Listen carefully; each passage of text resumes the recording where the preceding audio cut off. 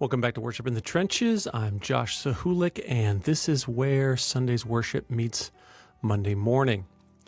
More than 20 years ago, if you can believe it, I stood in a college dorm room and I taught one of the first devotionals that I ever gave. I was a resident assistant, barely older than the hall of the underclassmen, sitting in front of me. Some of them may have been upperclassmen also. Probably early 20-something with a Bible and probably a whole lot more confidence than I had experience. And the place I opened to was the 17th Psalm, and I gave a devotion with the same title as today's episode, I Shall Be Satisfied. If I'm honest, I don't remember much of what I said that night, but I've never forgotten the words. And here's what I couldn't have known then, 2 decades later, that title for me reached truer than it did the night I first spoke it. If I'm honest, I've cried out to God in the dark more times than I can count since then. And each morning I've awakened satisfied, just like the psalmist says. Not with an answer, not with a fix, but with the likeness of Christ. The psalm says his face. And I expect that 20 years from now, those words will be truer than they are today. So most of us know that appetite. We cry out to God in the dark and we wait for the light. Oftentimes we feel a longing that runs deeper than food, and a thirst that often outlasts the next drink of water. And this week's readings are going to gather up that longing, and it's going to revolve around one word, satisfied. In the beginning, in Genesis, it just kind of sits in the dark. Here we have a story about Jacob, who's alone by the river at night, and he wrestles a stranger all the way until daybreak.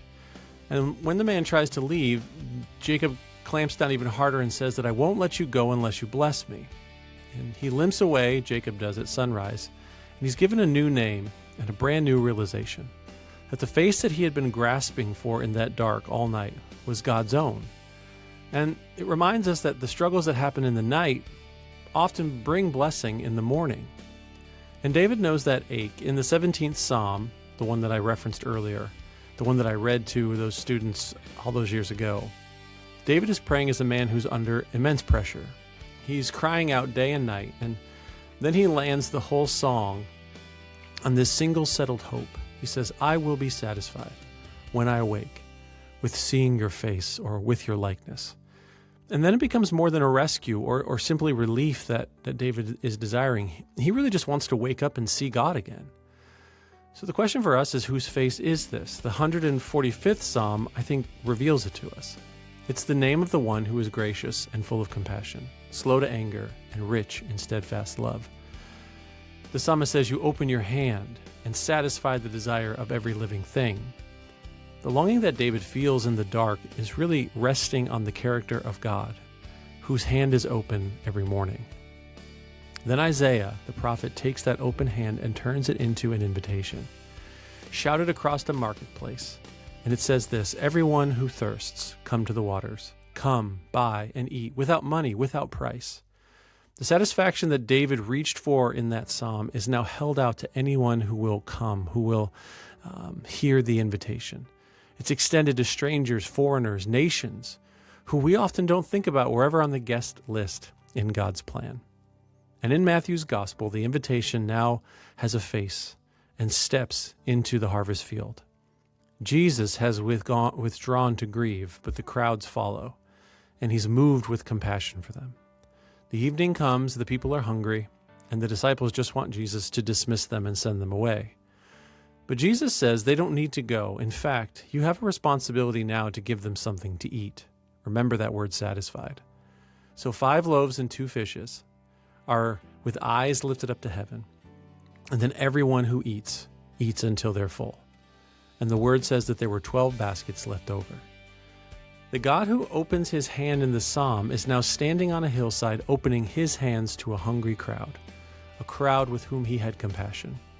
The face that Jacob glimpsed all the way back there in Genesis at the river has now come close enough to touch. But there's a shadow on the table in this whole story of satisfaction. And Paul names it clearly. In Romans, he writes with unceasing pain in his heart for his own people, the Jews. Willing, he says, to be cut off himself if it would bring them to the truth of the gospel. So here the table is set, he is saying. Isaiah's invitation is still extended. And Paul grieves that so many that he loves have not yet come.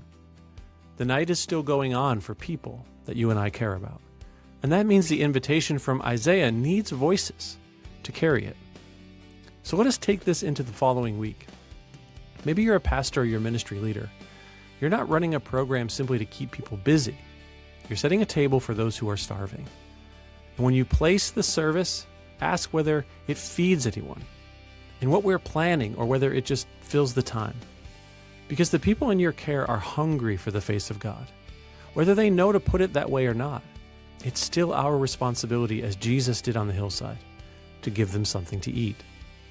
And for those who are serving and volunteering, Jesus didn't directly hand the loaves and fishes to the crowd. If you read it, he hands it to the disciples, and they carry the bread out. And that's you. It might be the setup, the sound check, the coffee, the chairs, the welcome at the door. That's how the food gets from the hands of Christ into the hands of hungry people. And you and I are the ones carrying bread, row by row. And maybe you're gathering in the pews this week. Well, I want you to name the lesser thing that you're chasing. David waited to be satisfied with God's likeness. So what have you asked to satisfy you in his place? The next paycheck, the next scroll on your phone, the next win, the next drink. Bring the real hunger to the only one who can fill it. And then look around at who's sitting near you with an empty plate. Thanks for joining me in the trenches. It's my privilege to stand shoulder to shoulder with you.